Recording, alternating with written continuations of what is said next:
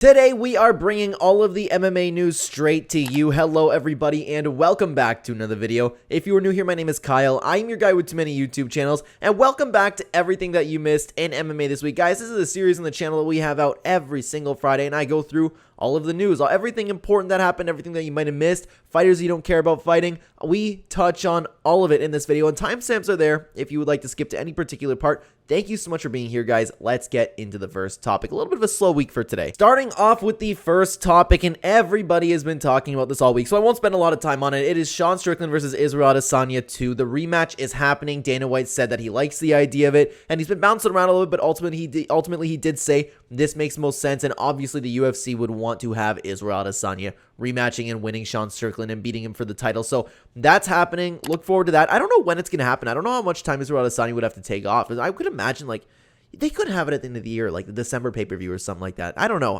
Regardless, that's the next title fight in the middleweight division. All right, guys, so get this. This is a little bit random. Khusein Askhabov has been arrested for robbing, kidnapping, and torturing somebody. That's very random, but there is a photo of a guy, which I'm not going to put it on YouTube because I would imagine that would get me demonetized. It's not hard to find. There's a guy tied up, and obviously he was tortured. It's just a little bit incredible and weird to hear about. As far as I know, that's the entire story about it, but he's been arrested with some other guys, so I guess you can say the MMA career is probably over there. Another little piece of news for you guys. So Dana White has been promoted. Instead of the president of the UFC now, he is now going to be officially the CEO. Why is it nostalgic, by the way? Like, Dana White's no longer the president of the UFC. Obviously, like, of course, like, it doesn't change anything, like, within the UFC. It's just, like, literally a title change, and Dana White even said that himself. So it's just weird, like, we're not going to call him president of the UFC anymore. Well, we still might slip up, but still, good for Dana White. That's cool. So, guys, if you watched the Contender series this week, it was absolutely fantastic. This was the best episode of the Contender series that has been on this entire season. So the signings have been Gene Matsumoto, which, by the way, Gene Matsumoto, I think he did the best on the entirety of the Contender series so far. I cannot wait to see that guy fight. He might be something special. The patience from him was absolutely stunning. Anyways, we also have Julia Polostri, and I was a little bit unimpressed by her performance, but they probably needed to sign a girl. We have Stephen Again with a good performance, Jahona Diniz, and I'm not sure what to make of his performance in particular because he kind of like... They had a little bit of a heavyweight slugfest, and then it's like, okay, I'm done slugging it out now. I'm going to turn on my heavyweight kickboxing skill, and then he destroyed the guy. So I don't know what to think. And actually, to be honest with you guys, the main event, James Lontop, I actually wouldn't have signed him personally. Like, he had a good performance, don't get me wrong, but like nothing really stood out to me about it. But pretty much everybody else on the card, even the losers, I would have signed. I even like, for example, Matsumoto's opponent. I think he did great. I would love to see these guys sign. Guys, you got to watch a Contender series, man, if you haven't. It's so good. All right, guys, I don't know if you want to hear about this one, but man, I'm excited for it because we have Bellator 301 that's been announced. It looks like Bellator 300 will not be the final event of Bellator. I might make a whole video talking about that, but regardless, like, I love Bellator. I didn't want it to end. I didn't want it to get bought out. I am a big Bellator fan. So we have two title fights. We have Amosov versus Jackson and Sergio Pettis taking on Mix. I am a huge Sergio Pettis fan. I love the Showtime brothers. Pettis has been getting better every single time we see him, and I cannot wait for him to continue his title run.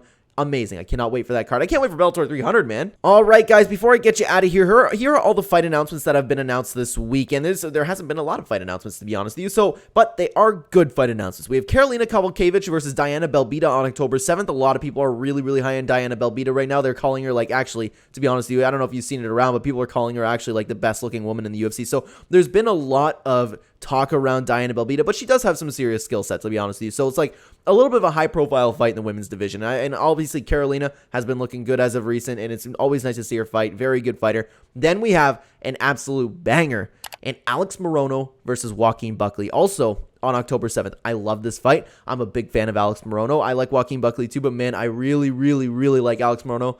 Good fight for him. It's a winnable fight for him, so I'm going to be sitting here and cheering for him. He's so underrated, Alex Morono. And then we also have Terrence McKinney coming back. Terrence McKinney taking on Chris Duncan on October 14th. A very good fight. It's very nice to see Terrence McKinney as active as he's being. And honestly, I like his chances in this matchup. I really do. McKinney's been a little bit bouncing around as of recent. And finally, we have Said Nurmagomedov taking on Muin Gafarov on October 21st. This is an absolutely fantastic matchup. I cannot wait for these four fights.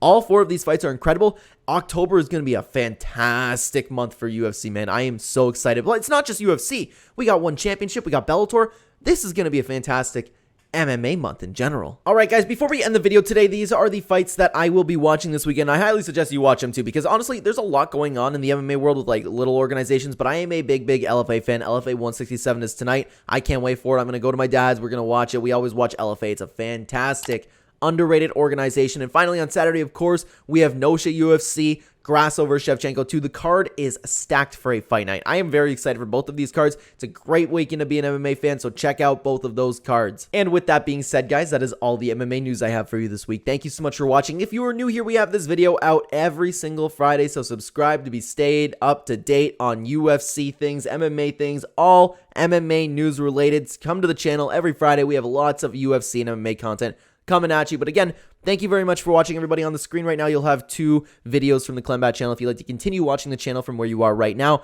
Thank you so much. I will see you either there or in the next video, guys. Take care.